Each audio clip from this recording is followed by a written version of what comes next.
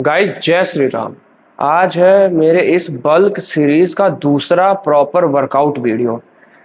पहला जो था वो था बैक का वर्कआउट जिसमें मैंने डेडलिफ्ट लगाया था, और आज है चेस्ट एंड शोल्डर। और शोल्डर को मैंने दो पार्ट में डिवाइड किया, तो आज सिर्फ फ्रंट डेल्ट और साइड डेल्ट है। और जो बैक के साथ आपने रियर डेल्ट और ट्रैप्स देखा था वो दो वर्कआउट शोल्डर का बैक के साथ है। तो आज चेस्ट में ऑब्वियस बात है, मेरा जो वर्कआउट या सीरीज कुछ भी देखता हुआ आया उसको पता होगा कि मेरा चेस्ट का वर्कआउट हमेशा से इंक्लाइन डंबल प्रेस से ही शुरू होता है। तो स्ट्रेचिंग हो चुका है। अब पहले एक 25 और 15 और 20 के डंबल से वार्म अप भी हो चुका है। एक 25 से वार्म अप लेते हैं 3-4 रेप, फिर आज 35 ट्राई करेंगे। ये तो दूसरी बार है, लेकिन आज थोड़ा सा सिचुएशन अलग इसलिए है क्योंकि पहली बार जब मैं 35 लगाया था तब मेरे पीछे मेरा भाई खड़ा था। दूसरी बार जब मैं 35 लगाया तब फ्लैट बेंच पे था, तो फ्लैट बेंच पे वो मुझे जरूरत नहीं पड़ता किसी को यहाँ पे पकड़ के उठवाने का। पर आज मेरे साथ कोई नहीं है, तो ये सिचुएशन अलग यहाँ पर हो जाता है। जैसे इंक्लाइन डंबल, इंक्लाइन बेंच है, ऊपर से 35 और मेरे पीछे सपोर्ट करने स्पॉट करने वाला कोई नहीं है। तो देखते हैं, पहले एक 25 से वार्म अप लिया जाए, उसके बाद देखा जाए भाई 35 से हो रहा है कि नहीं तो फिर ड्रॉप करके भाई 30 लेना ही पड़ेगा। तो पहले एक 25 ले लिया जाए।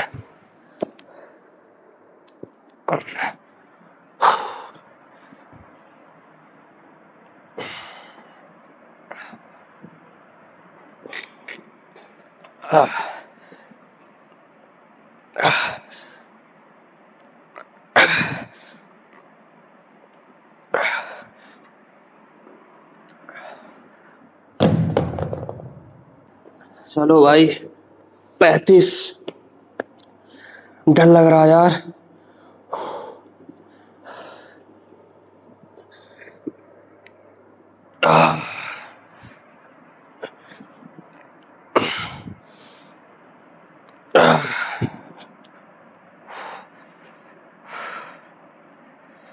कोई पीछे खड़ा रहता ना तब तक ये सेट कंप्लीट हो चुका रहता। लेकिन चलो पता चलेगा, हो गया तो ठीक है, नहीं तो 30 तो है ही। पर करना है भाई, इसी से पता चलेगा कि हाँ स्ट्रेंथ बढ़ रहा है, और स्ट्रेंथ बढ़ रहा है मतलब मसल बढ़ रहा है। और ये इसमें अब इस तरह ट्राई करेंगे। पहले मैं सिंगल सिंगल पैर उठा करके करता था, अब जैसा बाबू बताया था वैसा एक बार करते हैं। खड़ा होके फिर दोनों एक साथ फेंकेंगे। चलो, जय श्री राम।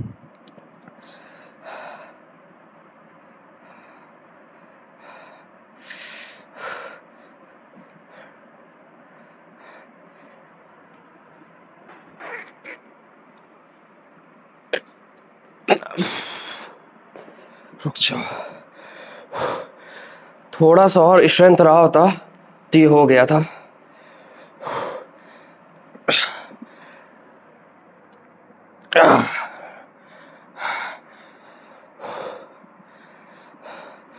इसमें अच्छा खासा स्ट्रेंथ भी चला जाता है इस चीज में।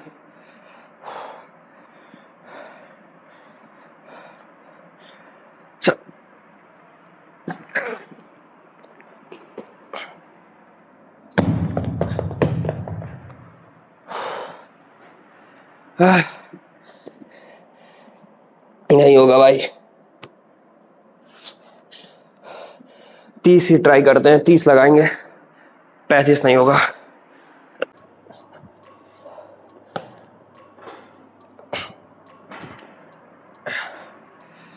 भाई ये मेरा 30 से दूसरा सेट है। अब पूछोगे पहला सेट कब हो गया, तो मुझे शॉर्ट्स भी बनाना रहता है ना बल्क सीरीज के लिए, तो उसके लिए कैमरा सीधा करके बनाना पड़ता है। तो उसमें एक सेट मैंने 30 से लगा करके पहले वीडियो बनाया, अब ये दूसरा सेट है। आज पता नहीं क्यों भाई बहुत ज़्यादा लेथार्जिक फील हो रहा है, बहुत पसीना चूह रहा है बहुत ज़्यादा। और दूसरा एग्ज़ाम की वजह से 3-4 दिन से ऊपर हो गया ना, बॉडी में हाई कैलोरी सेक गया है ना प्रॉपर मील गया। देख रहा पूरा पसीने से बॉडी एग्जॉस्ट हो जा रहा है। और दूसरा 35 मेरा अच्छा खासा एनर्जी लेकर के चला गया। उसको ट्राई करने के चक्कर में अब एक सेट और इससे लगाएंगे, फिर 2 सेट छोटे डंबल से। चलो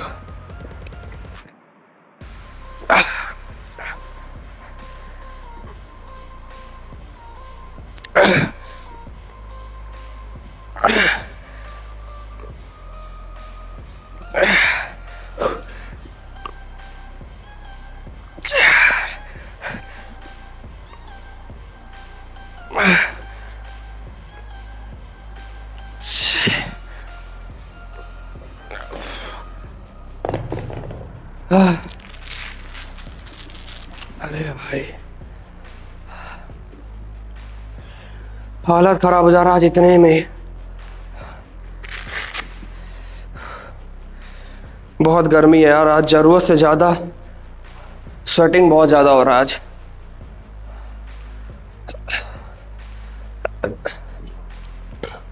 पूरा भीग गया शरीर।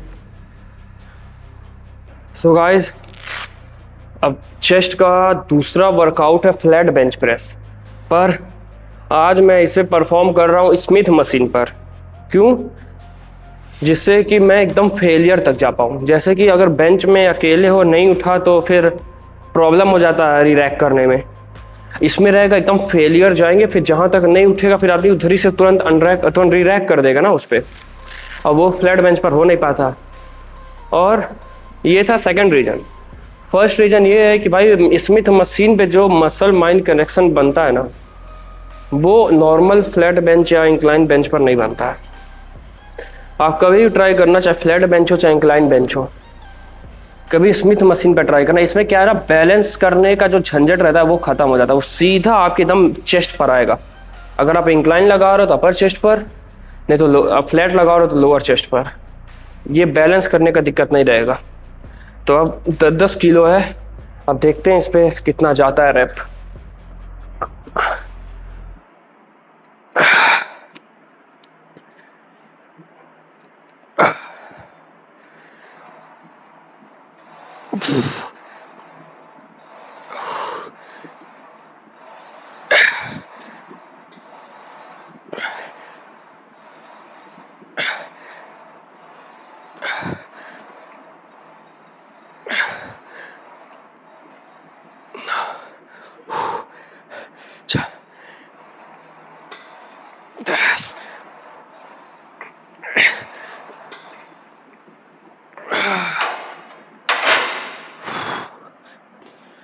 अरे भाई अच्छा खासा रैप आ गया यार, 12 रैप पूरा। जब मैं ये बल सीरीज स्टार्ट करने वाला था, उसके पहले जब मैं अपने भाई के साथ लगा रहा था इस पर, तो उसका इस पे इजीली एकदम 12 रैप आ गया था, मेरा 3-4 रैप आया था बस। तो इतना खराब लग रहा था, तो कहा अरे अभी स्टार्ट होने वाला है ना, अभी स्टार्ट होने दो, कुछ दिन होने दो। लो आज उसी वेट पे 12 आ गया। अब सेकेंड सेट में 2.5 किलो का प्लेट और बढ़ा देंगे, फिर मैं भी मुझे लगता है अब उसी पे फिर बाकी 2 सेट भी मैं परफॉर्म करूँगा। अब 12-25 हो रहा है, जल्दी जल्दी अपना वर्कआउट कंप्लीट करते हैं, फिर मार्केट से जो भी लेना ले करके घर चलेंगे। आज मंगलवार है तो नॉनवेज खा नहीं सकते, तो पनीर और शेक के लिए केला ख़त्म हो चुका है तो केला ले लेंगे। भाई अब देखो, अब मैं बताता हूँ, लोगों को लगता है कि भाई अब तो अकेले, बहुत लोग कहते हैं अब तो अकेले वर्कआउट होता है, बढ़िया से होता है। अब ये देखो, अगर पीछे कोई बंदा खड़ा रहता तो मेरा 35 आराम से आ गया होता। अब वो 2-2 बार 35 लगाने की वजह से उसमें इतना स्ट्रेंथ लॉस हो गया मेरा कि बाकी का 30 उतना अच्छे से नहीं आया, नहीं तो और ज़्यादा रह पाता, 6 आया और ज़्यादा आता। और दूसरा, अब इस समय मैं जहाँ पे वर्कआउट करता हूँ सिर्फ वही वाला पंखा चलता, बाकी सब बंद रहता। एसी तो दूर की बात है। अब लोग जब वर्कआउट करते हैं शाम में पूरा एसी चलता है, उसके बाद भी कहते हैं भैया गर्मी लग रहा। मेरा देखो पूरा शरीर भीग चुका है, देख रहे हो, पूरा खत्म हो चुका है सब। इसीलिए इलेक्ट्रोलाइट्स पीना पड़ता है ड्यूरिंग वर्कआउट, नहीं तो देखो बाल से पसीना चूहे जा रहा है। यही है भाई, बस देख ये मत बोला करो कि अकेले वर्कआउट करते हैं बढ़िया से करते होंगे 2 घंटा 4 घंटा मजे से। ये 2 प्रॉब्लम याद रखना।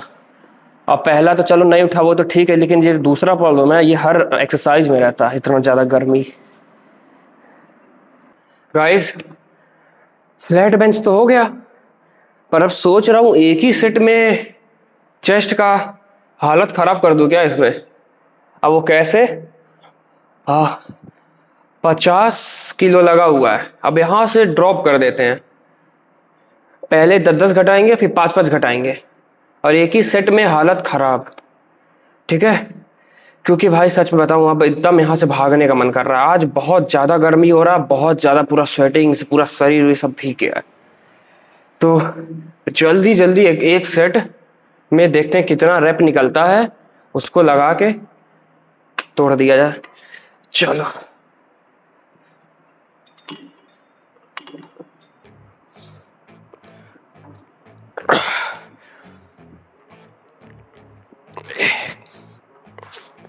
एक, दो, तीन, चार, पाँच, छः,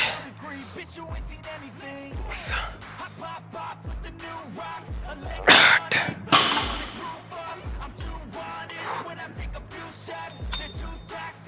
8 रह पाया। अब 40,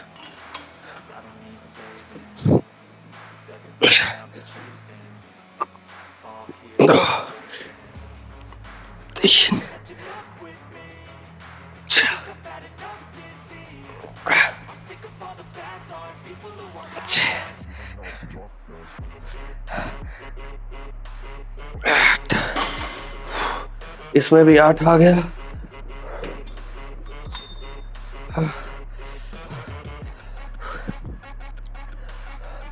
कोशिश रहेगा इसमें भी 8 लगाने का कम से कम।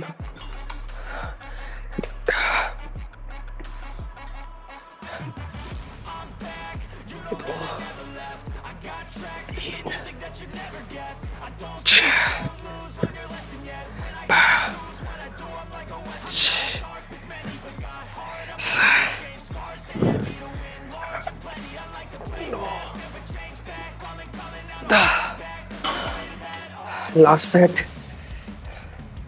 भाई, 26 रैप हो गया टोटल। 25 पे कोशिश है भाई 10 रैप लग जाए, कम से कम 36 हो जाएगा टोटल। 1, 2, 3, 4, 5, 6, 7, 9, 10। अरे भाई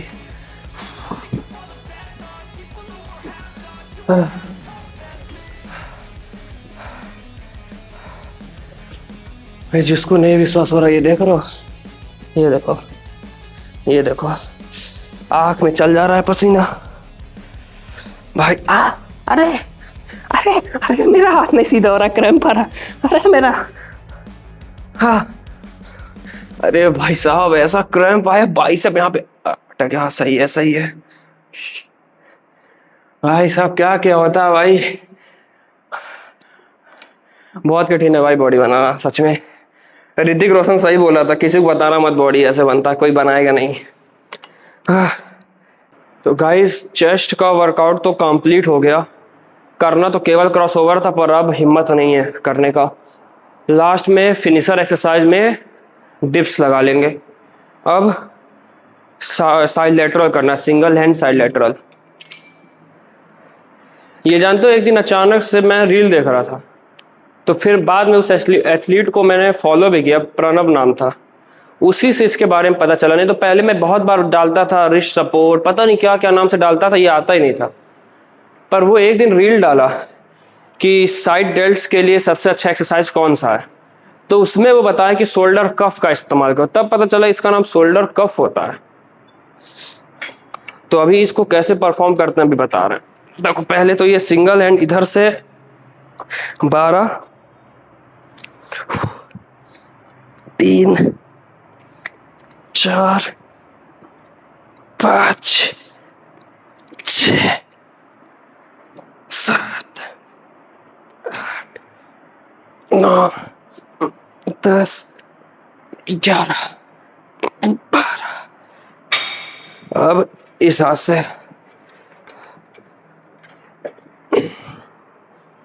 एक, दो, तीन, चार, पाँच, छ, सात, आठ, 9, 10, 11, 12।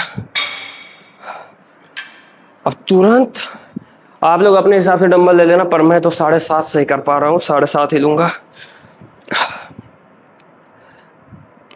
1, 2, 3, 4, 5, 6, 7, 8, 9, 10, 11, 12।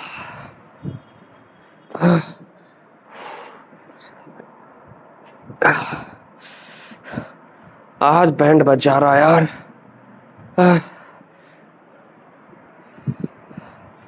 बहुत कठिन है भाई इतने गर्मी में वर्कआउट करना। ये तो वर्कआउट कठिन, ऊपर से ये और गर्मी और उसको हार्ड बनाता चला जा रहा है। अब बस एक एक्सरसाइज बचा है, इसके बाद शोल्डर प्रेस, उसके बाद डिप्स वगैरह लगा के वर्कआउट खत्म।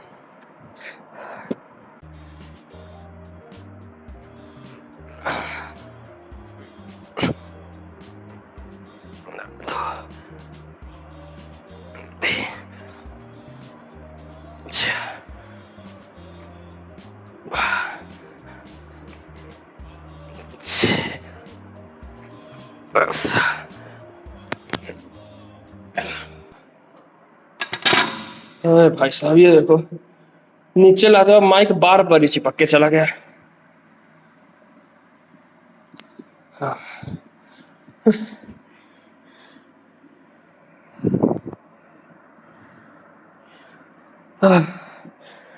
हो गया भाई अपना आज का वर्कआउट। गाइस हो गया अपना आज का वर्कआउट।